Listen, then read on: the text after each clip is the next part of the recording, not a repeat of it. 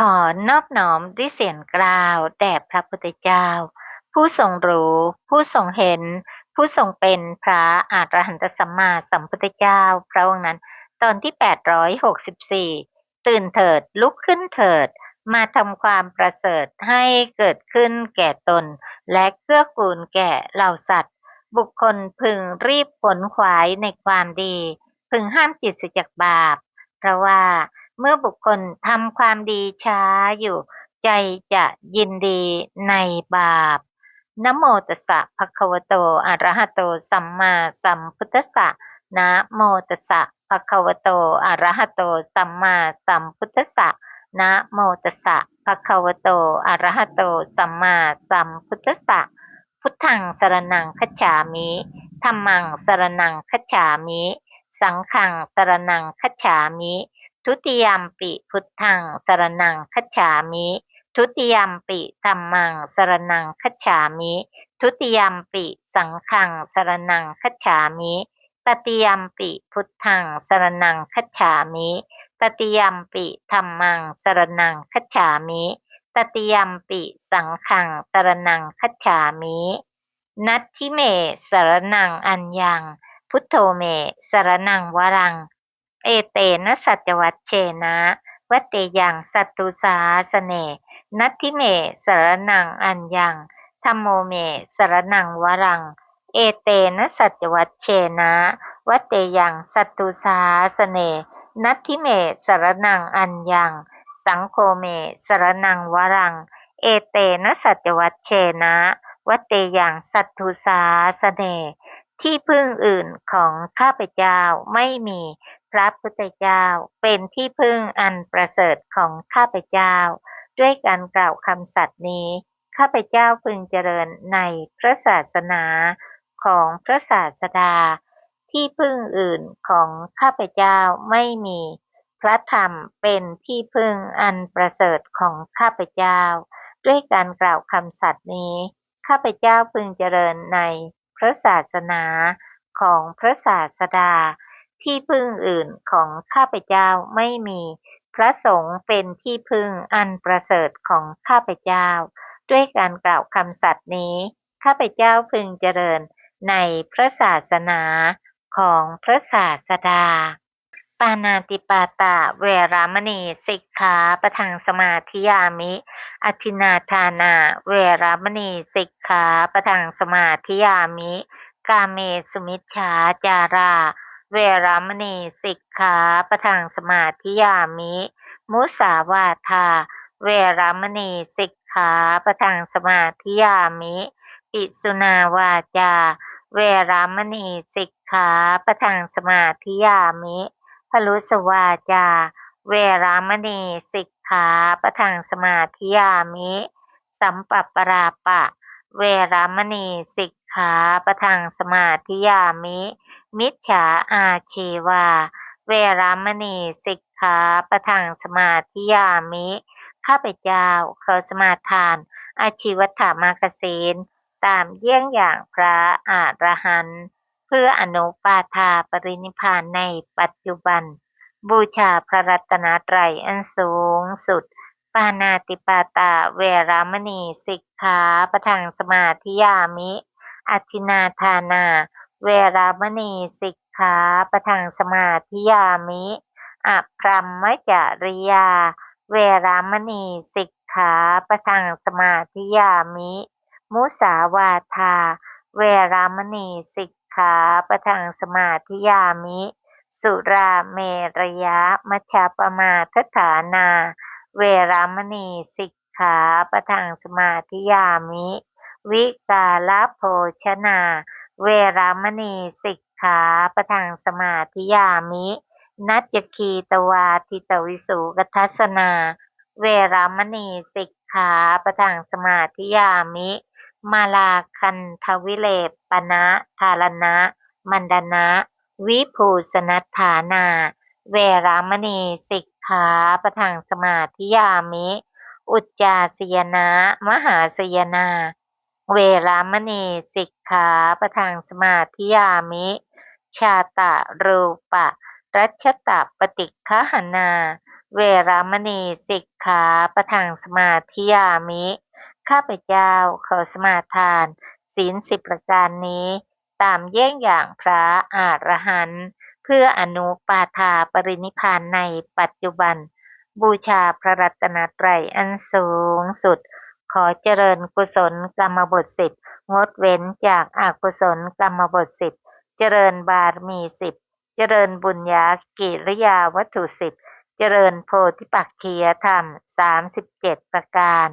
อันประกอบด้วยสติปัฏฐาน4สัมมาปัฏฐาน4อิทธิบาท4อินทรีย์5พละ5โพชฌงค์7อริยมรรคมีองค์8เพื่ออนุปาทาปรินิพพานในปัจจุบันบูชาพระรัตนตรัยอันสูงสุดท่านผู้มีบุญมากทั้งหลายก็คงตื่นกันขึ้นมาแล้วนะคะด้วยความสุขกายสุขใจและปลอดภัยกันอยู่เป็นอย่างไรบ้างคะสังเกตลักษณะของตัวเราเองมากขึ้นหรือเปล่าว่าเรานั้นมีจิตโสมนัสเกิดขึ้นได้บ่อยมากน้อยแค่ไหนอย่างไรอารมณ์ที่มากระทบซึ่งหลากหลายค่ะก็ค่อยๆศึกษาและปฏิบัติไปในชีวิตประจำวันให้ค่อยๆรู้ว่านั้นคือธรรมะเท่านั้นเองไม่ใช่เราไม่ใช่อัตตาตัวตนของเราใดๆนะคะไม่ว่าจะโสมนัสง่ายหรือยากก็คือธรรมะอันเป็นเวทนาเท่านั้นเองหรือจะประกอบด้วยทิฏฐิหรือไม่ประกอบด้วยทิฏฐิก็อาจจะพอสังเกตได้ในลักษณะที่ไม่มีความเห็นความยึดมั่นเข้าไปในขณะที่มีความพึงพอใจในของต่างๆนะคะ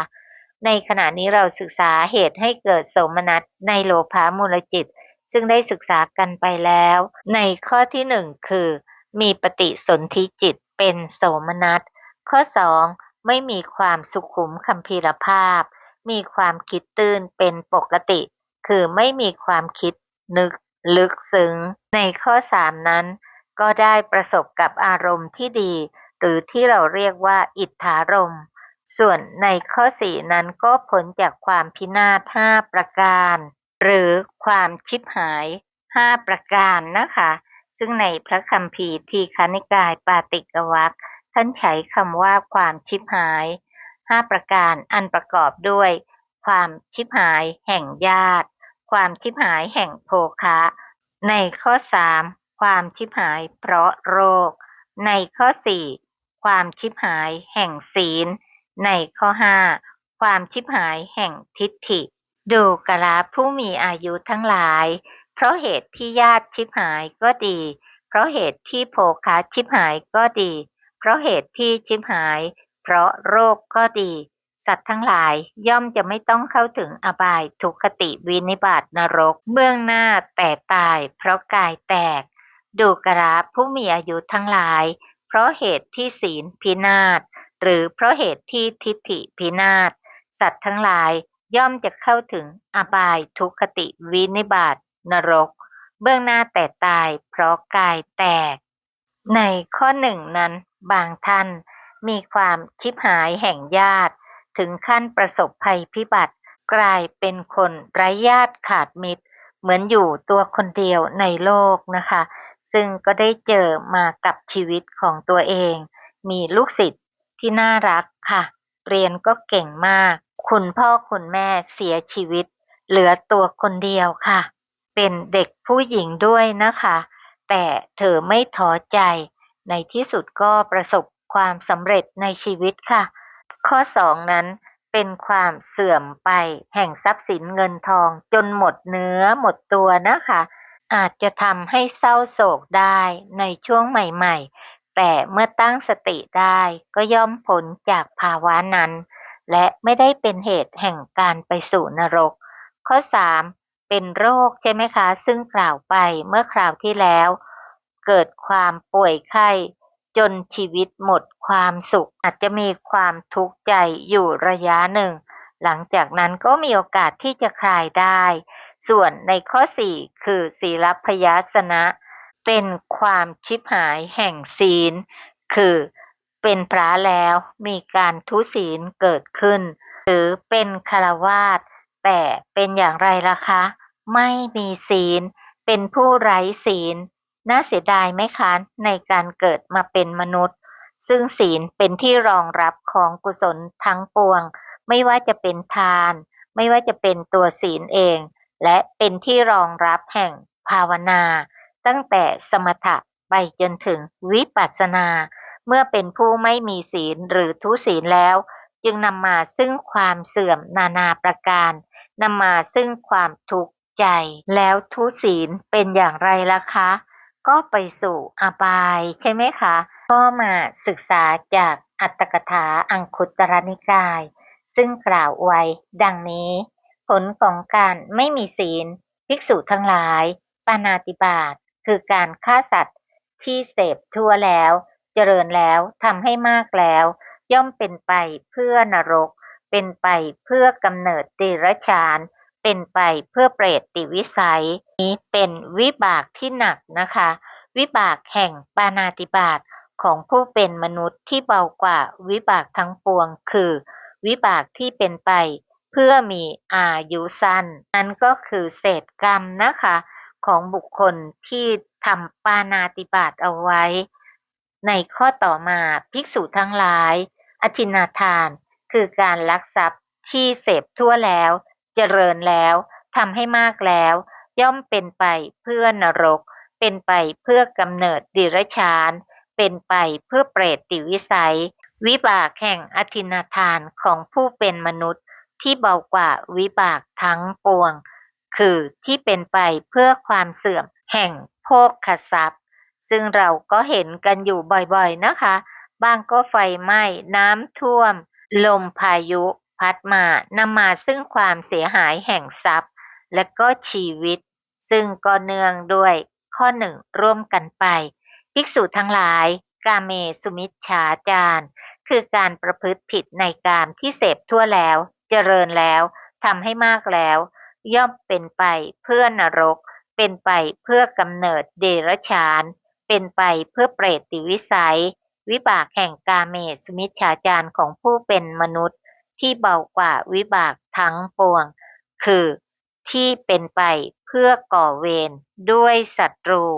ไม่เป็นที่รักเลยนะคะบุคคลที่ทำผิดศีลในข้อนี้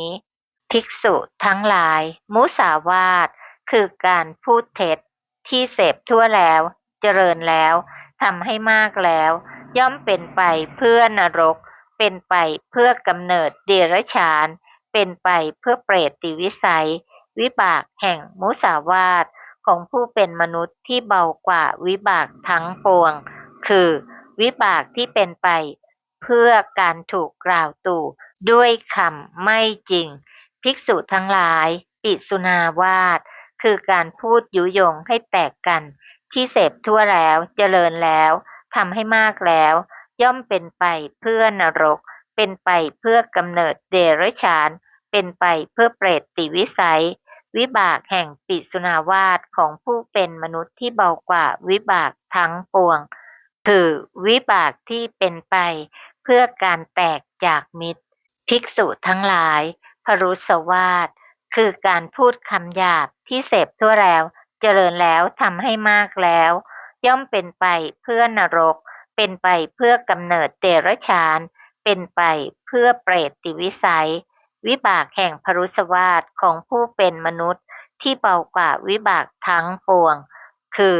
เพื่อการได้ฟังเสียงที่ไม่น่าพอใจเราได้รับสิ่งนี้บ่อยแค่ไหนอย่างไรนะคะ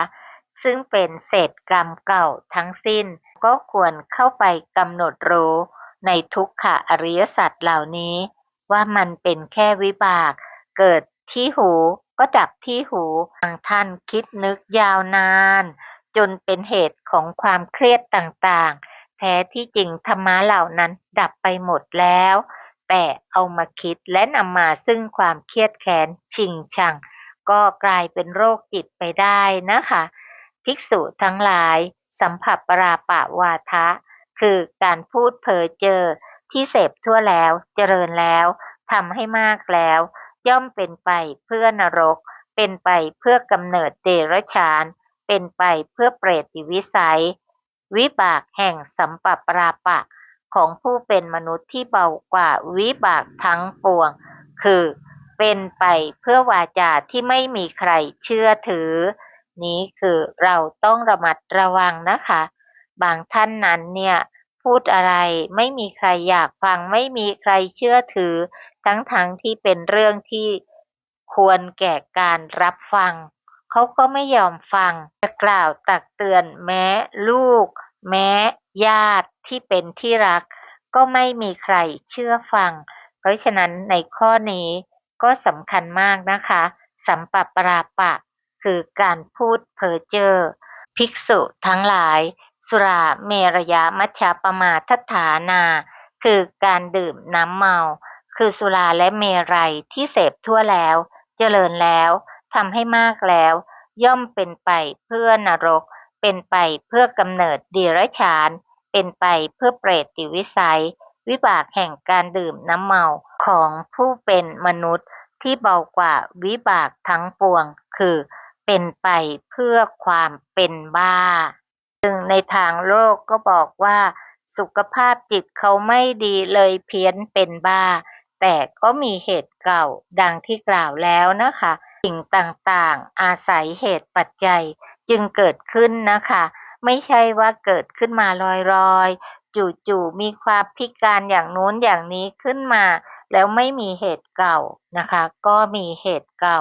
ดังที่เราศึกษาพระสัทธรรมแล้วนะคะว่าเมื่อสิ่งนี้มีสิ่งนี้จึงมีเพราะสิ่งนี้เกิดขึ้นสิ่งนี้จึงเกิดขึ้นไม่ใช่ไม่มีเหตุปัจจัยอะไรนะคะอานิสงส์ของกุศลศีลของผู้ที่ประกอบด้วยสัมมาทิฏฐิรู้ชัดความจริงว่ามีค่ามากอย่างไรในกิมัตถิยสูตรอังคุตรนิกายทัศกานิบาตข้อหนึ่งพระผู้มีพระภาคอรหันตสัมมาสัมพุทธเจ้าทรงแสดงอานิสงส์ของศีลที่เป็นกุศลคือกุศลศีลที่มีกุศลจิตเป็นสมุฏฐานแก่ท่านพระอานนท์ไว้10ประการคือ 1. ศีลที่เป็นกุศลมีอวิปปิสารคือความไม่เดือดร้อนใจเป็นผลเป็นอานิสงส์ 2. ความไม่เดือดร้อนใจมีความปราโมทย์เป็นผลเป็นอานิสงส์ 3. ความปราโมทย์มีปีติเป็นผลเป็นอานิสงส์ 4. ปีติมีปัสสัทธิคือความสงบใจเป็นผลเป็นอานิสงส์ 5. ปัสสัทธิมีสุขคือความสุขใจเป็นผลเป็นอานิสงส์ 6. สุขมีสมาธิเป็นผลเป็นอานิสงส์ 7. สมาธิมียถาภูตญาณทัสสนะคือความเห็นด้วยญาณตามความเป็นจริงเป็นผลเป็นอานิสงส์ 8. ยถาภูตญาณทัสสนะมีนิพพิทาวิราคะคือความหน่ายความคลายเป็นผลเป็นอานิสงส์ 9. นิพพิทาวิราคะมีวิมุตติญาณทัสสนะคือความเห็นด้วยญาณเป็นเครื่องหลุดพ้นเป็นผลเป็นอานิสงส์ 10. ศีลที่เป็นกุศลย่อมถึงอรหันต์โดยลำดับด้วยประการชนี้ค่ะเราก็คงคุ้นใช่ไหมคะในเรื่องอานิสงส์ของศีลแม้ในพระวินัยปริวาลที่เรากล่าวกันบ่อยๆมีอานิสงส์ถึง13ข้อที่สุดก็คือเข้าถึงอนุปาทาปรินิพพานฉะนั้นโลกียศีลจึงเป็นบันไดให้ถึงโลกุตตรศีลใช่ไหมคะเข้าถึงอธิศีลนั่นเองซึ่งเป็นอริยศีลได้ในที่สุดมนุษย์เป็นจำนวนมากนะคะที่มีร่างกายสวยงามดีมากดีน้อยบางคนทั้งสวยทั้งดีบางคนไม่สวยด้วยไม่ดีด้วยบางคนเรียบร้อยบางคนหยาบคายบางคนอ่อนโยนบางคนดุร้ายบางคนมีศีลบางคนไม่มีศีลสุดแท้แต่กรรมจะจำแนกให้เป็นไปในจำนวนคนมากมายเหล่านี้คนมีศีลเป็นคนประเสริฐยิ่งมีศีลด้วยสวยด้วยยิ่งประเสริฐสุดเหมือนดอกไม้ที่สวยทั้งสีและกลิ่นส่วนคนสวยที่ไม่มีศีลนั้นก็เหมือนดอกไม้ที่มีสีสวยแต่หามีกลิ่นไม่ศี ศีลเกิดขึ้นได้เพราะมีหิริโอตตัปปะใช่ไหมคะมีความละอายและเกรงกลัวต่อบาปเราเป็นสาวกของพระพุทธเจ้าผู้ประเสริฐสุดไม่ควรกระทำชั่วสิ่งเหล่านี้ก็เป็นสิ่งที่กระตุ้นเตือนเรานั่นเองนะคะไม่ให้ประพฤติชั่วตัวสติเหล่านี้จึงทำให้ใจของเรานั้นอ่อนโยนศีลจึงมีความไม่เดือดร้อนเป็นผลเป็นอานิสงส์ศีลังรักเขยะเมธาวีนักปราชญ์พึงรักษาศีลอานิสงส์ของผู้มีศีลพระสัมมาสัมพุทธเจ้าทรงแสดงไว้ในมหาปรินิพพานสูตรทีฆนิกายมหาวรรคว่าผู้มีศีลย่อมได้รับอานิสงส์5ประการคือ 1. ย่อมได้รับโภคทรัพย์ใหญ่เพราะความไม่ประมาทเป็นเหตุดังที่ท่านแสดงอานิสงส์ของศีลในเวลาให้ศีลว่าสีเลนะโภคสัมปทา 2. เกียรติศัพท์อันงามของผู้มีศีลย่อมฝูงขจรไปไกล 3. ผู้มีศีลเข้าไปสู่สมาคมใดๆย่อมเข้าไปอย่างองอาจไม่เก้อเขิน 4. ผู้มีศีลย่อมไม่หลงทำกาละคือไม่หลงในเวลาตาย 5. ผู้มีศีลตายแล้วย่อมเข้าถึงสุคติโลกสวรรค์สีเลนะสุขติงยันติจะไม่ขยายนะคะเพราะเคยแสดงในเรื่องเหล่านี้ไว้หลายครั้งแล้วพระพุทธองค์ยังทรงแสดงไว้ด้วยว่าผู้ที่หวังได้รับความรักใคร่ความสรรเสริญจากบัณฑิตทั้งหลายควรประพฤติศีลให้บริบูรณ์ศีลเป็นที่พึ่งของผู้ประพฤติพรหมจรรย์ในพระศาสนาศีลเป็นเสมือนน้ำที่ล้างมลทินคือความชั่วของสัตว์ทั้งหลายอันน้ำในแม่น้ำทั้งหลายไม่อาจล้างได้ศีลยังผู้รักษาให้สงบเย็นไม่ร้อนรุ่มด้วยกิเลสกลิ่นใดที่ฝูงไปได้ทั้งทวนลมและตามลมกลิ่นนั้นเสมอด้วยกลิ่นศีลไม่มีบันไดที่จะขึ้นสู่สวรรค์และบรรลุนิพพานสีเลนะนิพพุติงยันติที่จะเสมอด้วยบันไดคือศีลหามีไม่บุคคลแม้จะงดงามด้วยเครื่องประดับอันมีค่าก็ยังไม่งามเท่าบุคคลที่มีศีลประดับกายวาจาและใจผู้มีศีลย่อมติเตียนตนเองไม่ได้เมื่อพิจารณาถึงความประพฤติของตนย่อมเกิดปีติทุกเมื่อเพราะศีลมีอานิสงส์มากมายดังกล่าวศีลจึงเป็นรากฐานแห่งความดีทั้งหลายและกำจัดความชั่วทั้งปวงโยจะวัสสะสตังชีเวทุตสีโลอัสมาหิโตเอกาหังชีวิตตังเสยโยศีละวันตัสสะชายิโนผู้ไม่มีศีลไม่มั่นคงถึงจะเป็นอยู่ตั้ง100 ปีส่วนผู้มีศีลเพ่งพินิจมีชีวิตอยู่วันเดียวประเสริฐกว่ากฎเกณฑ์ในการพิจารณาว่าศีลขาดนั้นก็มากล่าวกันอีกครั้งหนึ่งนะคะอันเป็นเครื่องตัดสินใจว่าถ้าครบองค์เหล่านี้แล้วถือว่าศีลขาดแต่ถ้าไม่ครบองค์ศีลไม่ขาดก็จริงแต่ศีลนั้นเศร้าหมองท่านก็วางกฎเกณฑ์ไว้ดังนี้ในข้อ1ของศีล5นะคะคือเว้นจากการฆ่าสัตว์นั้น 1. สัตว์นั้นมีชีวิต 2. รู้อยู่ว่าสัตว์นั้นมีชีวิต 3. มีความตั้งใจที่จะฆ่า 4. มีความพยายามที่จะฆ่า 5. สัตว์ตายด้วยความพยายามนั้นขาดอย่างใดอย่างหนึ่งก็ถือว่าไม่ครบองค์ศีลไม่ขาดแต่เศร้าหมองนะคะในอัตถกถาวัมมิกสูตรมัชฌิมานิกายมูลปัณนาถเล่าถึงพวกโจรที่ฆ่าอุบาสกที่เป็นพระอนาคามีว่าทำให้ตาบอดทันทีเพราะผู้ถูกฆ่าเป็นผู้ที่มีคุณธรรมสูงเจตนาของโจรก็แรงผลจึงเกิดขึ้นในปัจจุบันทันทียังไม่ต้องกล่าวถึงโทษที่จะเกิดในอนาคตว่าจะร้ายแรงแค่ไหนในศีลข้อ2งดเว้นจากการถือเอาของที่เจ้าของมิได้ให้มีองค์5 1. ปราปริคหิตะของมีเจ้าของหวงแหน 2. ปราปริคหิตะสัญญิตารู้ว่ามีเจ้าของหวงแหน 3. เถยจิตตังจิตคิดจะลักทั้งโดยคิดลักเองหรือใช้ให้ผู้อื่นลักแทน 4. อุปักกโมเพียรเพื่อจะลัก 5. เตนะหารนังนำของมาด้วยความเพียรนนั้น 3. งดเว้นจากการประพฤติผิดในกาม